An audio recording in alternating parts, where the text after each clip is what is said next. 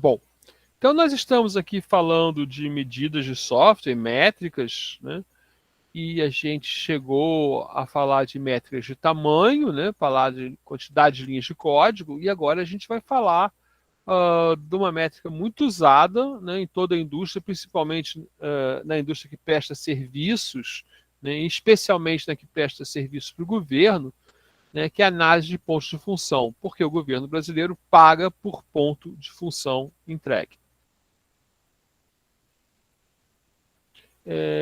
A análise de pontos de função, então, como eu falei antes, né, ela foi proposta pelo Albert em 79, revisada, e depois foi evoluindo, né?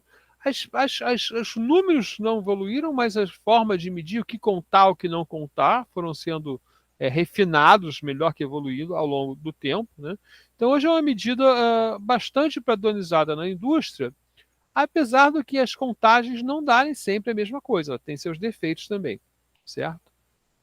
É, Então, o ponto de função, acabei de falar isso, é uma medida abstrata e relativa que conta o número de funções de negócio entregue ao usuário. Então, agora a gente vai ver como se conta um ponto de função, né, ou os pontos de função do projeto. E a gente vai olhar a partir de um manual de contagem de pontos de função, né, do IFPUG, né, IFPUG, né, que vai ensinar um método, né, e a gente vai fazer uma overview, né, uma visão geral desse método, né, não super detalhado.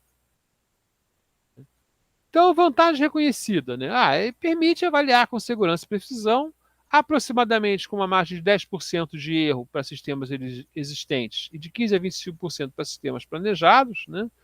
Uma medida de valor do sistema para o usuário, que é quantos pontos de função você está entregando, né? E a partir daí você pode, é uma medida de tamanho e custo de tempo de desenvolvimento, a partir da sua produtividade, né? E você pode medir a produtividade e qualidade de programadores. Então ela pode ser usada para várias coisas ali ao longo do seu projeto, ao longo do tempo com a sua empresa em vários projetos, né? Então, ok, ela quantifica a funcionalidade, ela considera a complexidade de desenvolvimento das partes, né? Ela é possível ser usada para estimativas, até a gente vai ver no finalzinho alguns resultados de estimativas, né? Agora, ela é aplicável somente a sistemas de informação. Isso aí é muito importante, né?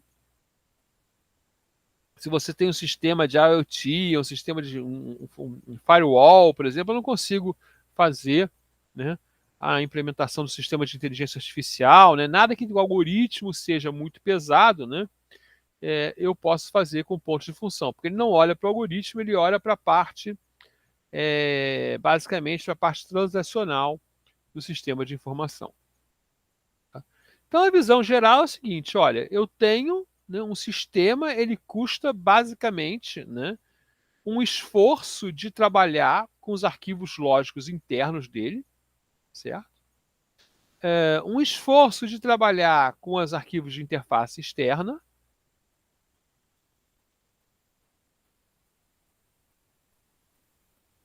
né? E um esforço de fazer entradas, saídas e consultas, né, que são tipo de saída que é mais barato fazer, tá? Mas essas entradas, saídas e consultas, ela pode ter dentro dela uma pequena funçãozinha, uma parte menor, né?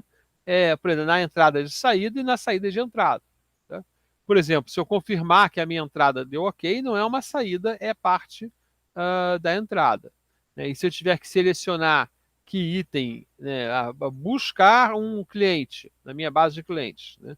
Aquilo ali, essa informação de entrada é parte da saída, que é o objetivo do usuário, certo? Então, quando eu faço o meu desenho aqui da visão geral, né, eu estou mostrando os sentidos mais fortes de cada uma desses que vão para a fronteira da aplicação, certo? Então, o que eu vou contar é isso aqui.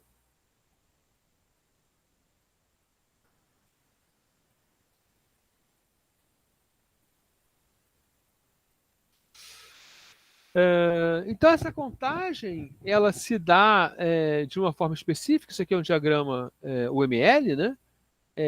Primeiro a gente determina o tipo da contagem, ok? Depois identifica escopo e fronteira da aplicação. Essas são as partes fáceis, né? E aí a gente vai contar os PFs tradicionais e os PFs para dados, pontos de função transacionais de dados, né? E determina com isso pontos de função não ajustado, ok? E do outro lado, a gente vai calcular o fator de ajuste. Essa parte, né, opa, ela é pouco usada hoje em dia, certo? Ficou antiga, não foi bem atualizada, então eu vou botar aqui pouco usado. Então, na verdade, a maioria dos projetos, acho que eu nunca vi um projeto que usou isso, né, com sucesso assim, né? E o outro lado, sim, a gente usa bem, bastante. Então, primeiro a gente vai determinar o tipo da contagem, né? Ou seja, por que você vai contar, né? Qual é o escopo, qual é a fronteira e documentar essas informações, né? O propósito da contagem é o motivo que você está contando. Tá? E geralmente você quer saber ou o valor, né, ter uma ideia do tamanho de um software que você já tem, ou de um software que você vai fazer e quer fazer a contratação de um serviço, certo? Então essa contagem pode ser uma contagem basicamente de estimativa, né? Você vai olhar para especificações, né? Especificações que contêm ou, não, ou uma previsão de como o sistema vai ser, né? Ou pode ser uma contagem final, ou seja, o sistema já existe e eu vou ver onde é que eu cheguei, ok? Ou parte do sistema já existe, eu vou ver onde que eu cheguei, né? Então a gente tem três tipos de contagem básicos, né? Contagem de função de um projeto de desenvolvimento, né? De um projeto de melhoria e de uma aplicação, ok? Que já existe. Né? No projeto de desenvolvimento, a gente mede, né, todas as funções que vão ser entregues, certo? Incluindo as funções de conversão de dados que vão ser usadas uma única vez para trazer do sistema antigo para o novo. Né? No projeto de melhoria, a gente só mede, né, tudo que eu vou mexer, adicionar ou remover de uma aplicação existente. Ok? Novamente, inclui qualquer coisa adicional que eu use como conversão de dados. Né? E numa aplicação já instalada, né, eu meço o tamanho dela, normalmente em função de eu fazer outro desenvolvimento, né, ou uma melhoria nela. Né? Então, depois eu, eu decido o que fazer, né, e essa parte inicial é muito fácil, né? É só entender o que o cliente quer. Né? A gente vai identificar o escopo e a fronteira da aplicação, que é um pouquinho mais difícil, mas é um trabalho razoável a partir do momento que eu sei o que eu estou medindo. Né? A questão aí talvez seja difícil em projetos de melhoria, em projetos de desenvolvimento que eu não tenho nada. Né? Eu tenho só uma lista de coisas a fazer. Em projetos que já estão feitos, né, é mais fácil um pouco determinar o escopo e a fronteira. Né? Então, o escopo da contagem define um conjunto ou um subconjunto do sistema, né? Ele vai dizer, ó, eu vou contar ou não vou contar isso aqui. Né?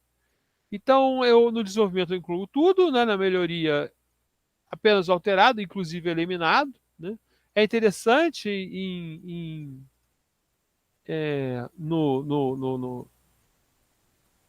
no modo do governo pagar, por exemplo, um ponto de função eliminado você cobra diferente. Né? E na aplicação, a gente pode ter duas regras. Né? Uma regra é o seguinte: eu vou contar só o que é utilizado hoje em dia.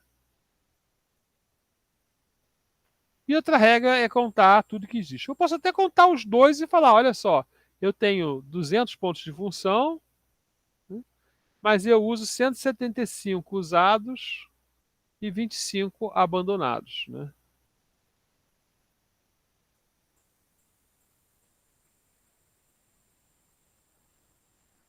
E a fronteira de aplicação, eu já vou definir principalmente qual é a interface com o mundo exterior. Né? Não só considerar que a função é feita, né, nas transacionais, entrada e saída, né, mas também os arquivos, né, que eu estou usando, se eles são da aplicação propriamente dita ou eles são de outra aplicação, eu estou só lendo. Ok? E agora sim a gente entra, vamos dizer, na parte difícil, na parte realmente que é a contagem. Né? E a gente vai falar da contagem transacional e da contagem de dados, certo? Então a gente vai dividir essa contagem em dois passos. Né? Primeiro a gente vai só identificar as funções, porque é mais fácil fazer assim, certo?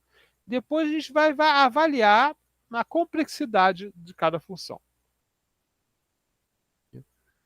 Então, para identificar as funções, a gente primeiro divide em funções transacionais e funções de dados, certo?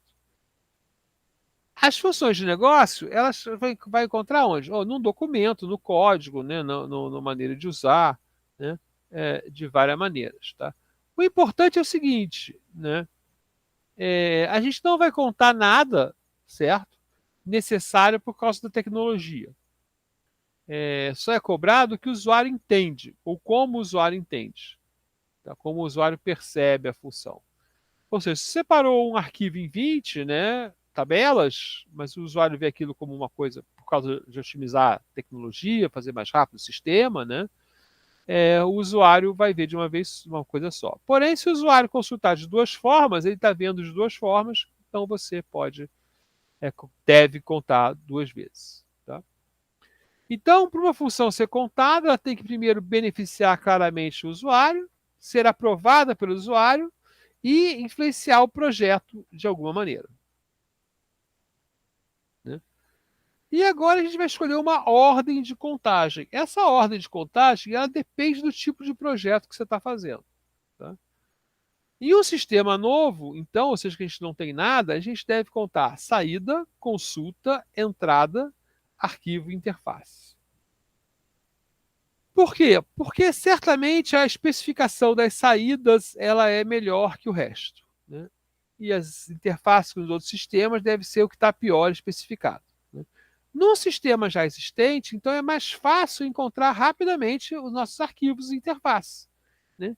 E depois buscar as saídas, consultas e entradas que trabalham com esses arquivos. Então, como é que a gente conta as transações? Né? Bom, primeiro, a ideia que é muito comum aqui para a gente de processo elementar. Né? O que é processo elementar? É algo que o usuário faz no sistema, é mínimo e é indivisível. Né? Então, cadastrar livro. Não dá para. Quer dizer, o cara pode parar no meio, mas vai ter que cancelar. Né? Então, o usuário vê isso como um processo único, completo, independente do outro, né? Que traz o sistema de um estado consistente, sem o livro, para um estado consistente com o livro. Certo? Então, esse sistema é um processo elementar.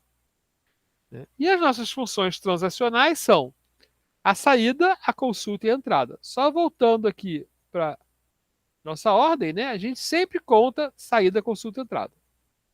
Né? Tanto se começar com saída, consulta e entrada, tanto se começar com arquivo.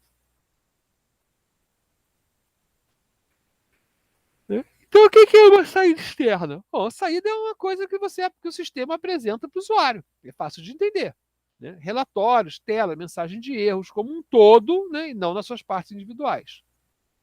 Uma consulta externa, a gente vai ter uma regrinha que algumas saídas, né, são só consultas, porque elas são tão fáceis de fazer que elas não vão custar pontos de função, não vão exigir pontos de função, né, tão forte quanto as saídas. Certo? E as entradas, né, são processos elementares que fazem o quê? Uma entrada. Né? E a finalidade principal é alterar um arquivo lógico interno. Certo? Lembrando, uma saída externa pode conter dados de entrada, né? Por exemplo, os parâmetros de ordenação ou parâmetros de busca, né? E uma entrada externa pode conter saída. Né? E que as consultas são saídas simples. Né? Então, o que é uma saída? Cada formato utilizado para fazer uma coisa, ou seja, o usuário pediu formatos diferentes e você vai ter um esforço para gerar formatos diferentes. Né? Então, você vai contar com uma saída distinta. também a lógica, ou seja, se o relatório contém uma lógica de venda por vendedor por loja e de venda por loja e vendedor, né,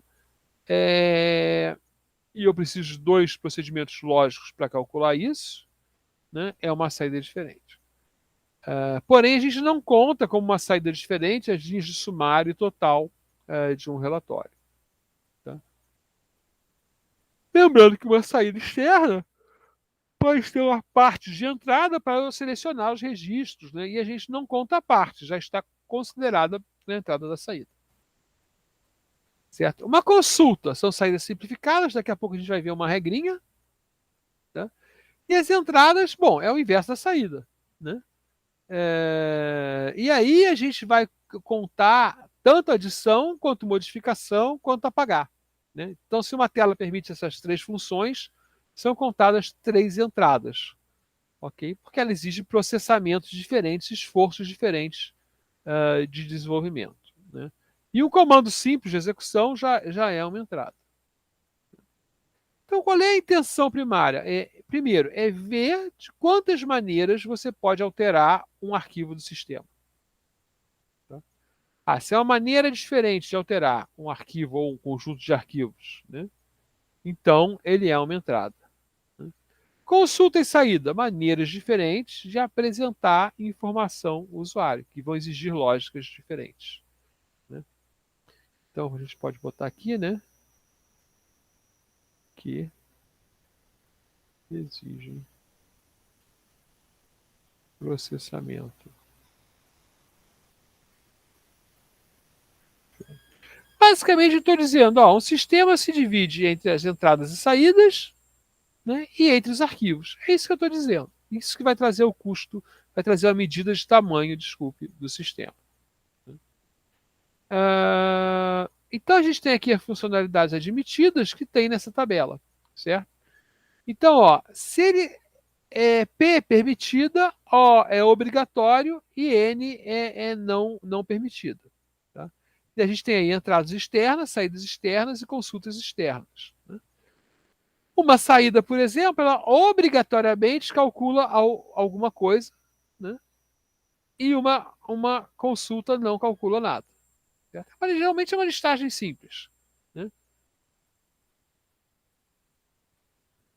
Uma entrada, ela obrigatoriamente ela altera ou inclui ao menos um arquivo em um arquivo.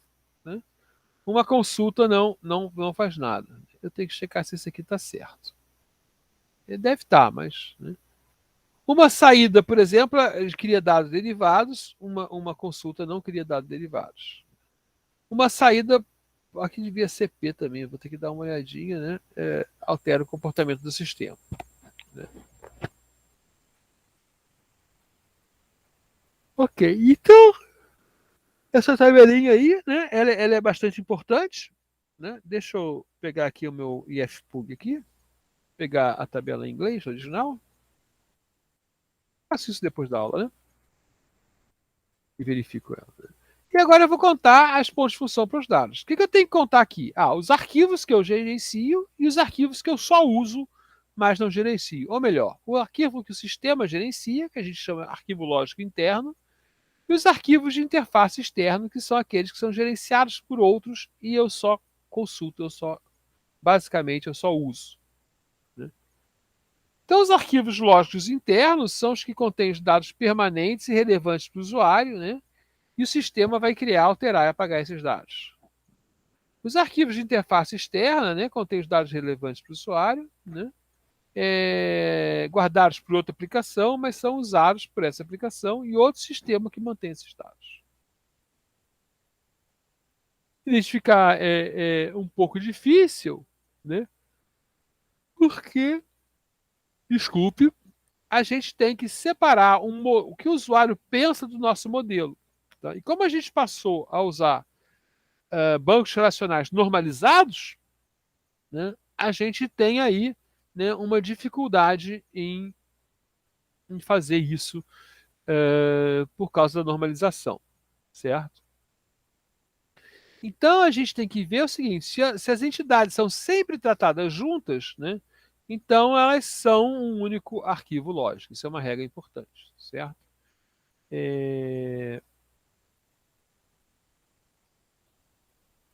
Se A e B são unidos por um relacionamento, né?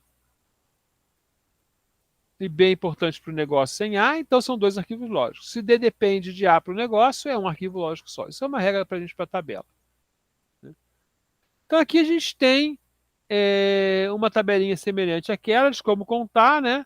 Um para N, se A e B são independentes, são dois ALs, né? Um para N, se tem alguma dependência, é,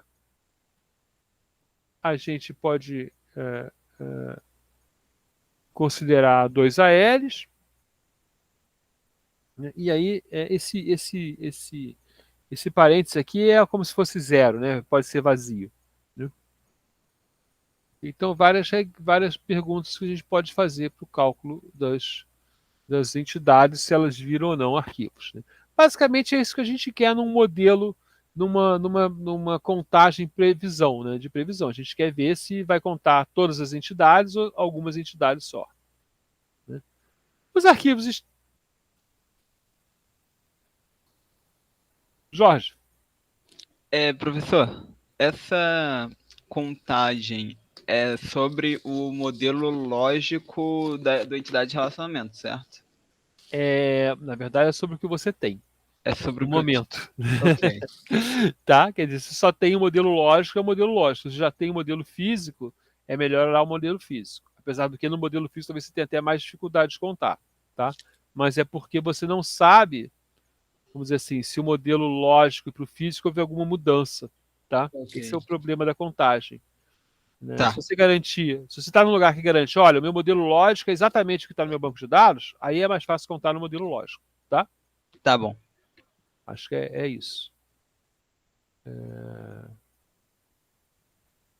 E eu vi em muitos poucos lugares isso ser mantido perfeitamente. Olha, acho que só em um, para ser sincero. Tá? Ok. Então a gente tem uma ideia dessa contagem.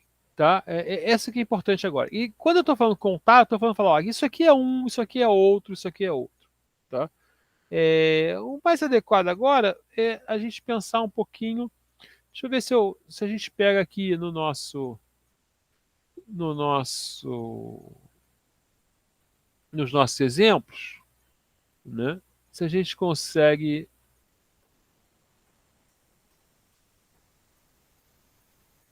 alguma daqueles slides pode ajudar a gente. Eu acho que um slide aqui pode ajudar a gente, que é o slide de.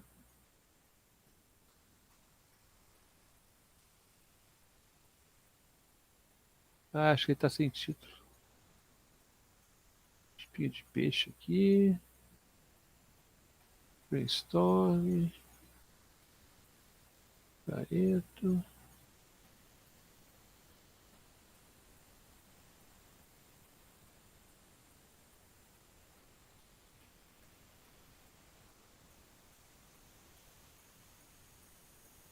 E ninguém fez o diagrama de caso de uso aqui nos slides.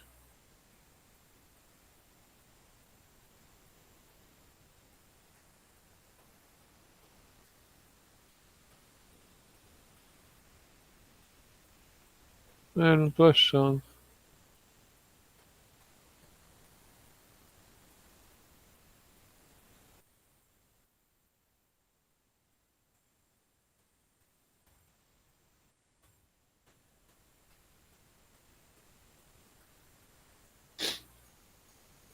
Porque é planilha, não é? Estado do usuário eu botei planilha, né?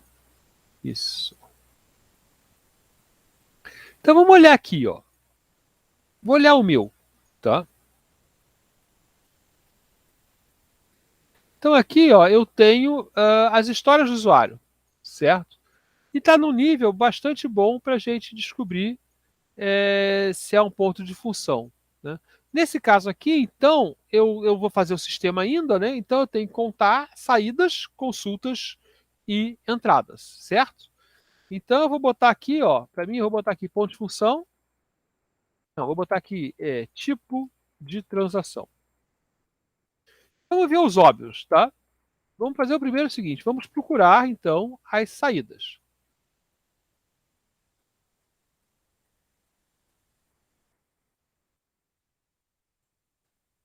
Ah, isso aqui, aliás, aqui a gente já pode até ir colocando. Ó, isso aqui é uma entrada. Eu estou registrando algo, né? Consultar quem emprestou. Aqui é uma saída ou uma consulta. Vamos ver aqui. Registrar um livro é uma entrada. É uma entrada. Procurar um livro, eu acho que é uma consulta, porque eu quero, estou mais interessado na saída. Editar o registro de um aluno é uma entrada. Editar o registro do livro é uma entrada. Bloquear um aluno é uma entrada. Apagar um livro é uma entrada. Receber um recibo da devolução do livro, que é para o aluno, né? Isso aqui é provavelmente eu tenho que processar, tenho que pensar se é uma consulta ou uma saída, ou é uma consulta ou é uma saída.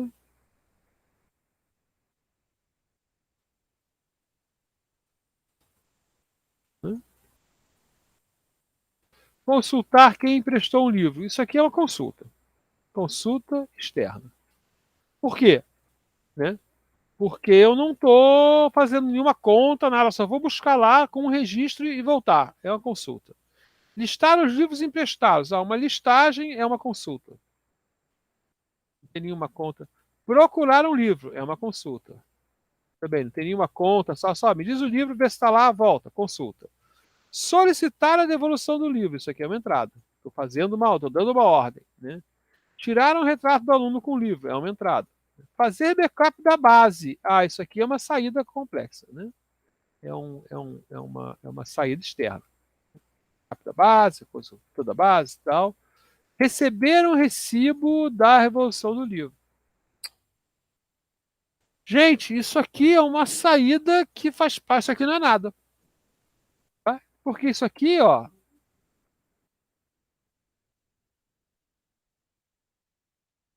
é uma saída incluída na no registro da devolução.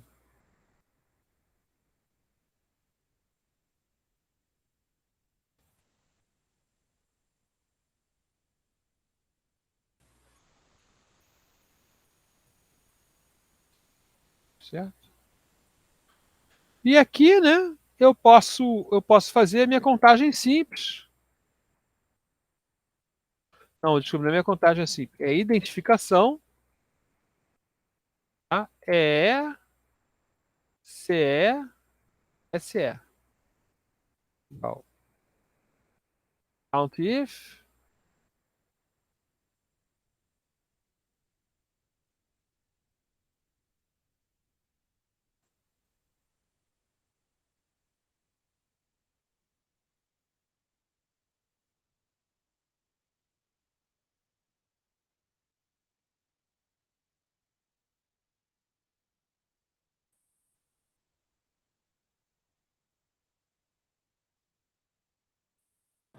Aí identifiquei, ó, identifiquei 10 entradas, 3 consultas e uma saída externa. 10 entradas externas, três consultas externas e uma saída externa. Então, a identificação é bastante simples. Né? Chechel, e os arquivos? Bom, eu não fiz o meu modelo de dados, né? Mas eu posso olhar aqui para as consultas e para estradas, né? E eu vou botar aqui, ó, insert column, né? Eu vou botar aqui fazer o seguinte, eu vou fazer aqui uma lista de arquivos, né, que o usuário pensa. Tá? Então, ó, saber que aluno pegou emprestado.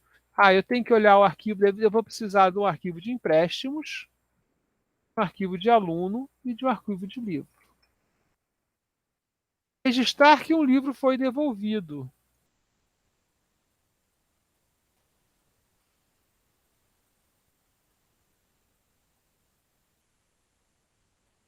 Ah, eu também vou precisar desses 3 arquivos. Né?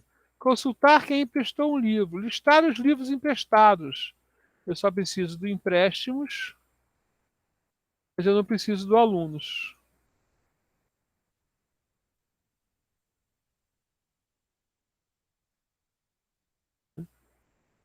Registrar um livro, só preciso de livro. Registrar um aluno, só preciso de aluno. Procurar um livro, só preciso de livro. Solicitar a evolução de livro, eu preciso dos 3. Eu só preciso de aluno aqui. Eu só preciso de aluno. Não, eu preciso de aluno. Dos 3, né?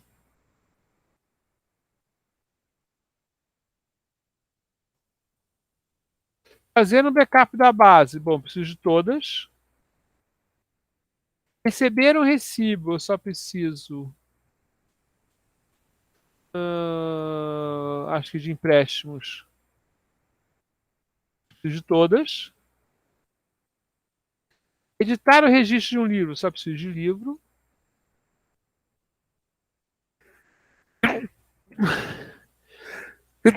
Bloquear um aluno, eu só preciso de aluno. E apagar um livro da base, eu só preciso de livro. Então eu achei aqui três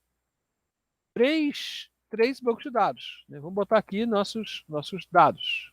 Né? E são todos dados internos, então são todos arquivos lógicos internos. Certo? Eu não estou consultando nada de fora. Ok, deixa eu botar aqui. Deixa eu botar aqui.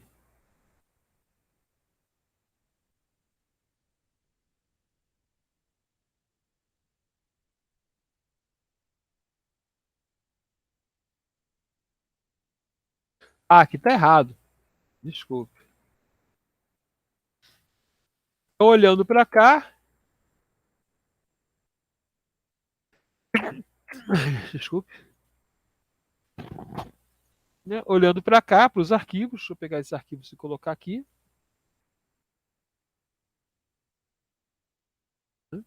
Eu conto, na verdade, isso aqui, né? Eu olho aqui e falo, quais que eu achei. Tá? Então, isso aqui é por isso que a gente conta as consultas e as entradas antes. Né? Por quê?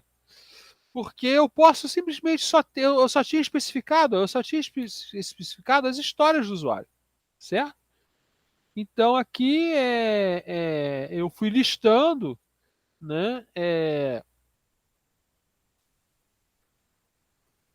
a minha especificação, certo? E eu quero chamar a atenção que isso é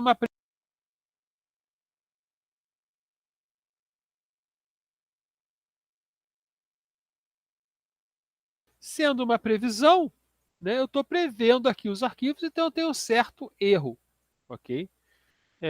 Por isso que o erro na previsão pode ser maior que o erro na contagem, tá? Lembrando aqui, né, que eu escolhi, né, pela intenção, né? Intenção de modificar os arquivos, o arquivo de empréstimos. Essa é a minha explicação para vocês, tá? Eu tenho uma intenção aqui de modificar o arquivo de empréstimos. Então, ó, a minha intenção aqui, né? Intenção de modificar novamente o arquivo de empréstimo, né? Intenção fazer uma consulta.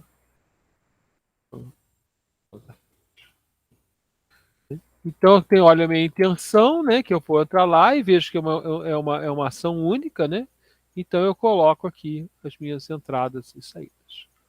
Certo? Mas eu ainda não acabei a minha contagem, tá? Porque agora, né, que eu identifiquei os meus tipos, eu vou ter que dar um peso para cada um, porque algumas entradas são mais complexas de fazer que outras entradas. Tá? Então agora a gente vai aprender alguns conceitos. Um conceito é um tipo de elemento de registro. Né? Um tipo de elemento de registro é um conjunto de dados que aparece dentro do arquivo. Então, antigamente, dentro do arquivo, você podia ter vários tipos de dados. Né? Para a gente, isso aí é basicamente uma linha, né? é uma linha, não, desculpe, é uma especificação de tabela. Especificação de tabela. Tá? Só que se você acessa ele de outra forma, né, ele é outro hat. Né? Então aqui é um exemplo. Né? Uma nota fiscal, ela aparece, talvez ela apareça assim no meu modelo lógico, né? E no meu modelo físico vai aparecer algo assim. Dizendo tudo torto. Deixa eu apagar aqui porque está me dando os nervos.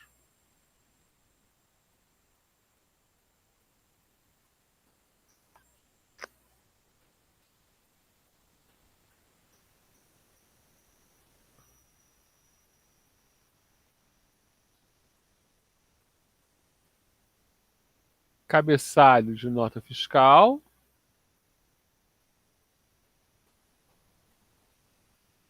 Item de nota fiscal. Para o cliente, só existe nota fiscal. Certo? Para a gente, técnico, né, existe a nota fiscal, ela tem duas partes. Né? Então, isso significa para a gente que é um arquivo lógico interno, mas ele tem dois hats. Ok? Um registro, um tipo de elemento de registro. Okay? Porque ele, logicamente, é nota fiscal, mas para poder representar no modelo relacional, né, eu criei duas tabelas. E aqui ele diz, aquela mesma tabelinha, né, ele fala, ó, como que eu conto? Ó. Então, se eu tenho dois arquivos, eu tenho dois arquivos lógicos internos, né, ou dois arquivos de interface externa, né, e se tem uma dependência, então, que é o meu caso agora, né, eu tenho um arquivo, mas eu tenho dois hats. Tá? Então, isso aqui é importante para a gente. Então, a gente tem outra tabelinha. Essa aí, os arquivos são mais difíceis de contar, né, por causa dessa característica do que as suas ações. Tá? Então, meus tipos de dados podem ser ALI ou AIE, ou seja, podem ser externos ou internos ou externos. Né? E aí tem dados de negócio, né? Tem dados de referência, né? Que apoiam as regras de negócio e não pode ser substituído, né? E aí tem uma coisa que chama Code Data, List Data, Translation Data, que não conta nada, né? Ou seja, são coisas que você pode substituir claramente. Né? Então, por exemplo, um código de imposto, né, a alíquota você não pode substituir, mas o código da cor você pode substituir pela descrição da cor. Né? Então, esse tipo de dado, tabelas, né, na verdade, essas são tabelas que contêm dados que você pode colocar de várias formas ali, mas não são essenciais ao funcionamento do programa. Né? Então, os DATs são os campos únicos. Né? Então, o que acontece é que uma tabela, né, ela é com... Desculpe.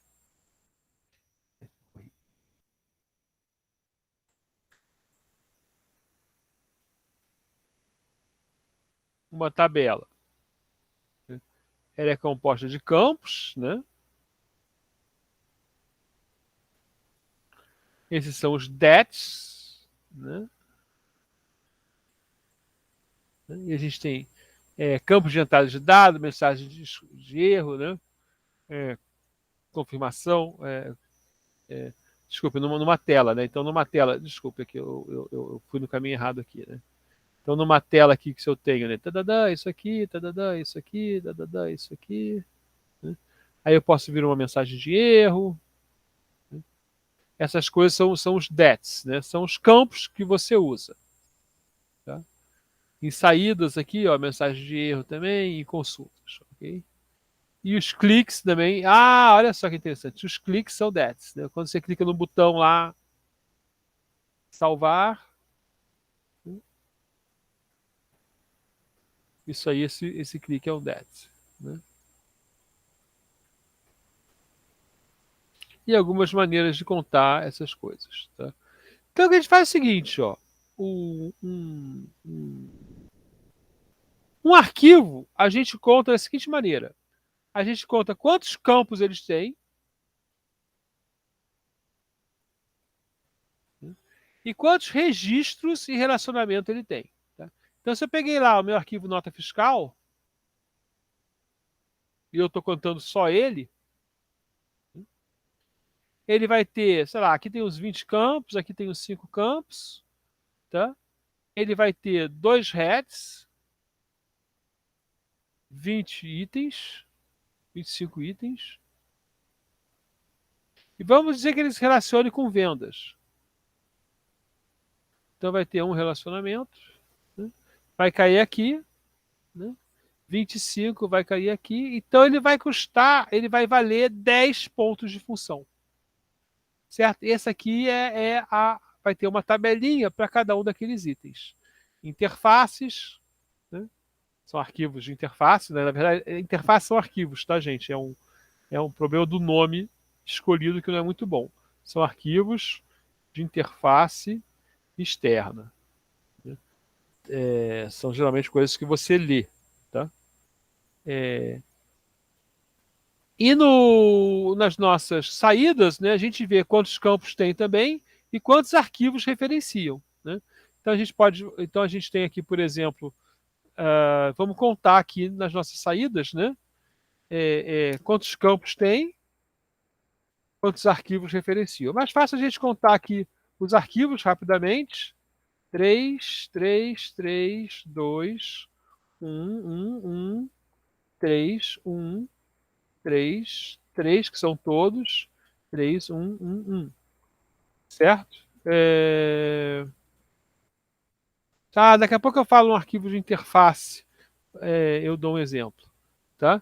Que no meu sistema não tem, mas num de vocês tem. Tá? Campos. Bom, aqui eu vou falar o seguinte, ó, agora a gente tem que pensar um pouquinho para os campos. Tá? Então vamos dizer que aluno, eu vou botar nome, BRE, e-mail e celular. Livro, eu vou botar nome ao. Vou botar só nome. Ah, não, vou botar nome, vou botar autores, vou botar nome e vou fazer aqui um subautor. Livro barra nome.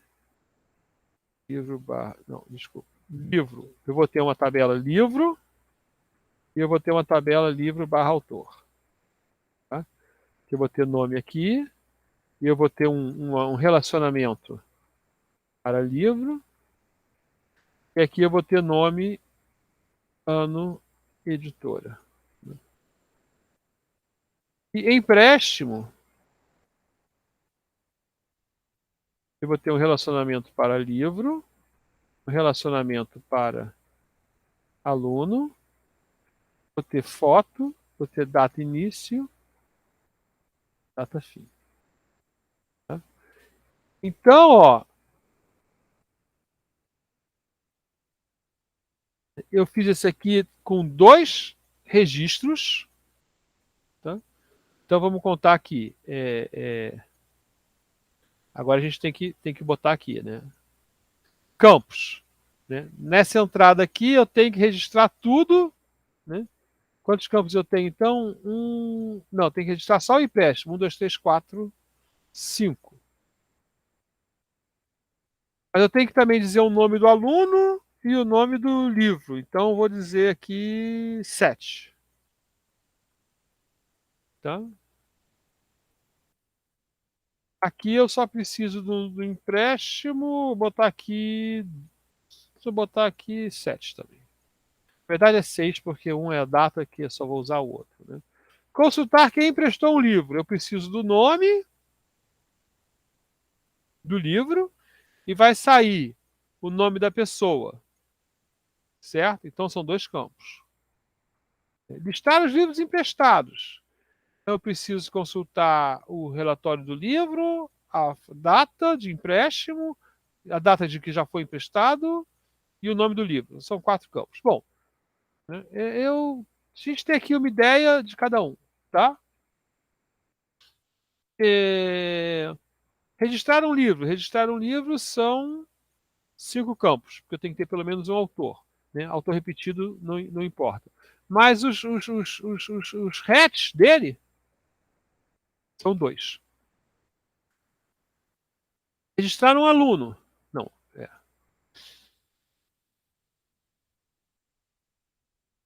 não é aqui. Bom, e vai por aí afora, tá, gente? Então, o que a gente vai fazer no final, né, é o seguinte: a gente vai pegar lá cada um daquelas atividades aqui, né, e vai calcular os pontos de função. Eu vou botar aqui na frente e falar aqui, né, então, eu tenho uma entrada aqui, vou pegar uma entrada, né, que usa, vou pegar aqui uma entrada. Eu tenho uma entrada que usa 3 arquivos. Opa, já está aqui, ó, usa 3 arquivos, certo? E eu achei 6 campos. Usa 6 campos, 6 campos é aqui. Então é uma entrada complexa. Então o ponto de função desse aqui é 6. Ok? Então, das minhas entradas, né? Opa, tem outra. ah, espero que tenha dado para entender aí, tá? Então, primeiro você identifica tudo, depois você vai lá e começa a fazer detalhadamente cada uma, né? Registrar que o livro foi devolvido. Eu uso 3 arquivos, né? Uso 6 campos de novo, então já sei que é igual a de cima, né? Que é 6 pontos de função. Certo? E aí você vai fazendo essas contas, tá? É, Então, olha só, se você esquecer uma função, né, ou esquecer um arquivo, tá? Você vai perder muito ponto. Agora, se você errar, se é 6 ou se é 7 ou se é 5, né? Você não vai perder muito ponto, você vai perder só um ponto, ou 2, talvez.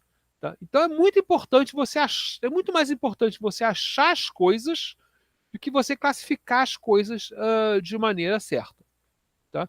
Principalmente que se você perder uma consulta, se você perder uma saída, né, provavelmente você vai perder a entrada e vai perder o arquivo. Principalmente se você está na fase de especificação, certo? Então aqui seria muito bom, na verdade, a gente ter também o modelo ER, né, da nossa base para ficar mais fácil fazer a especificação, fazer a contagem. Tá? Só para procurar aqui um grupo que tem um arquivo de interface externa, né, porque o Jorge pediu um exemplo.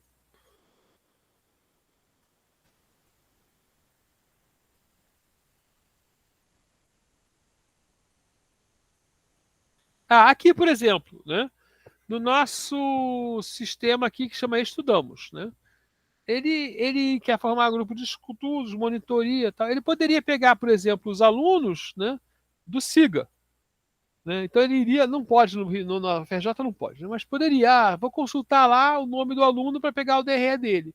Só não pode alterar nenhum dado do aluno, né? Então isso aí seria um arquivo de interface externa. Tá? É um dado que você está usando e ele é totalmente de outro sistema e você só pode consultar.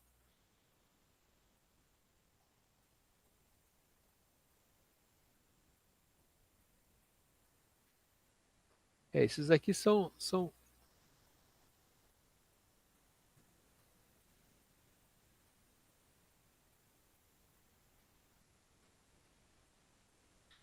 Esse aqui ele poderia ter 2 arquivos de interface externa, né? O aluno, né? E o disciplina, né? Né? É, E a matéria também, considerando que a matéria é diferente de disciplina, né? Ou cadeira, alguma coisa assim. Né? Todas essas coisas poderiam ser encontradas no SIGA, né? Não podem ser mudadas.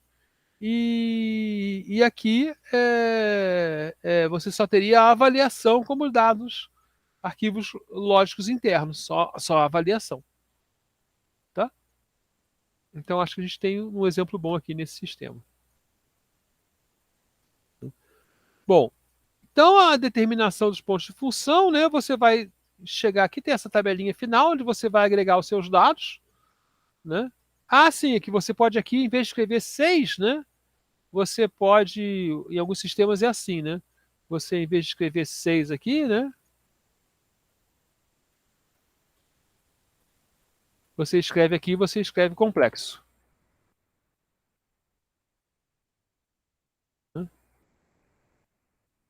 Aí você vai fazer uma tabelinha de contagem, né? Vou contar aqui, né? EE, CE, SE, ALI, AIE, né? Aí você vai falar aqui if count. Aí você vai pegar todos os complexos aqui, né?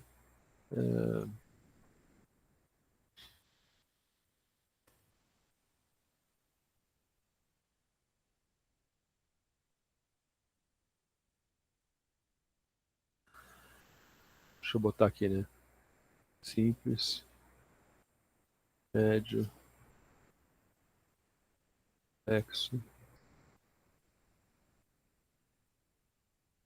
Aí você tem que botar os pesos em algum lugar. Bom, aí você vai fazer uma tabelinha. Eu tenho planilhas lá no site com essa tabela lá colocada. Então você conta os simples, conta as entradas e você consegue fazer a conta ali. Então essa é o tabela resumo final para você poder ter uma visão global, né, do que está acontecendo. Geralmente as planilhas Excel de contagem de pontos de função, geralmente elas dão esse relatório aí. Tá? Ok, então atualmente só se usa isso, tá, gente? Só se usa o fator não ajustado.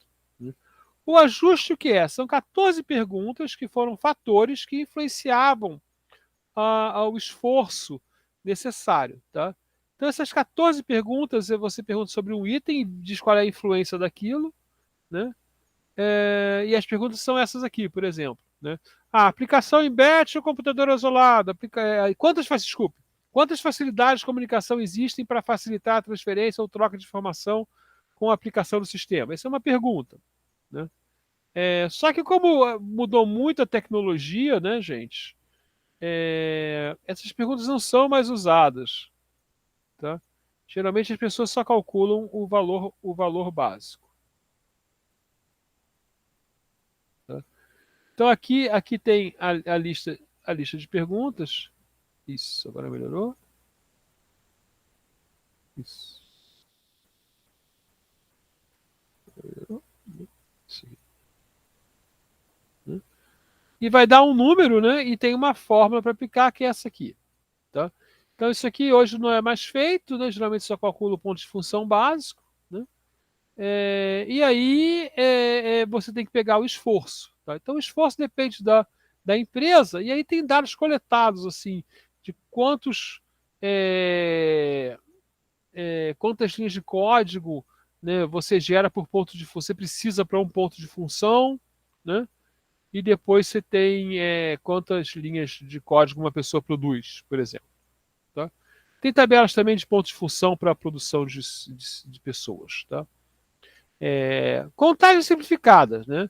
Então a ideia é que, né, se você só levantar as funções, né, você pode calcular aqui uma previsão, né, usando baixa para todos os arquivos, né, e média para todas as transações. Tá? E aí, ó, a relação é altamente linear. Tá? Então, isso aí funciona como uma previsão razoável, né? Esse tipo de contagem de pontos de função, tá? Onde você fixa todos os valores lá, né? E, e, e a outra contagem aí, né? É só contar os alhos e os iés, né? E fazer essa conta aí, né? Se você só tem os arquivos planejados, só tem um modelo de dados, por exemplo, tá? Esse aí não acerta tão bem, né? O outro acerta melhor, né? Mas esse aqui também tem um valor, como previsão, pode ser uma previsão inicial, certo? Então, essa conta aí não é uma conta ruim, tá? Essa conta aí é uma conta bem razoável de se fazer para uma previsão que você não precisa ficar pensando, né? No nosso caso aqui, né? Eu não precisava ficar pensando, eu botaria só baixa e média, né? Então, vou botar lá no minha planilha, né? Eu botaria aqui, né? Bom, tem que ver lá o tamanho, desculpe. Vou ter que voltar lá nos tamanhos, né? Cadê o relatório? O relatório está aqui, né? Então, é 454. Então, para mim aqui é 4, como é consulta, aqui é 4, como é consulta. Agora a saída é 5. E Ali é 7 e 5, né? Ali é 7, aí é 5. Só confirmando aqui que é baixa. Isso. Então ali é 7 e aqui é 5.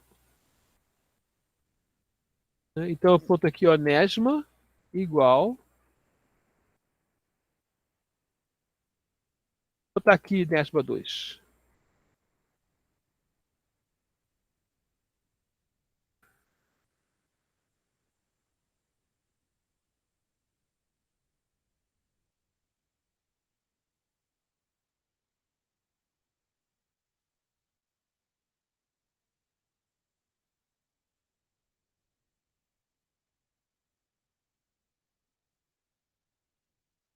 Então, ó, deu 78 pontos de função previstos, né?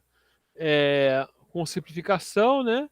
E aqui é igual a isso aqui vezes 35 mais 35 mais isso aqui vezes.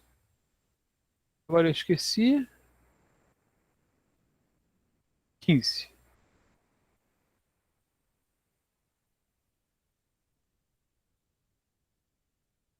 Olha errado. É isso aqui vezes 35 mais isso aqui vezes 15. Já deu 105, que não é um absurdo não, porque pode estar faltando talvez aí alguma coisa, né? Alguma função. Acho que não está faltando não, mas a gente agora poderia fazer o exercício de contar um por um e ver quanto contando um por um daria. Né? Obviamente o primeiro tem mais chance de acertar que o segundo. Tá? Ah, ok.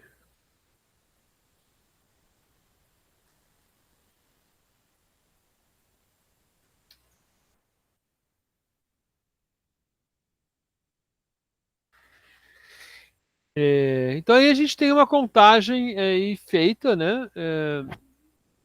Com o exemplo aí, e a gente pode então encerrar aqui a aula de hoje. Tá? Agradecer a presença aí de vocês. Lembrar que a gente só tem mais 3 aulas. Segunda-feira não tem aula, né? Então até quarta. E eu vou dar matéria, né? Vocês têm uma prova para entregar, né? Não, não é uma coisa muito difícil. Vai ter o trabalho de contagem de pontos de função. A gente pode fazer dessa maneira Nesma, né? É legal. É, e a gente vai ter lá no final a implementação de uma tela, mas tem que desenhar a tela antes e fazer a implementação da tela. Ok, todos acordados, prontos para ir embora. Então até quarta-feira, bom feriado para vocês. Aproveitem para descansar, se os outros professores deixarem. E a gente se vê aí. Até mais.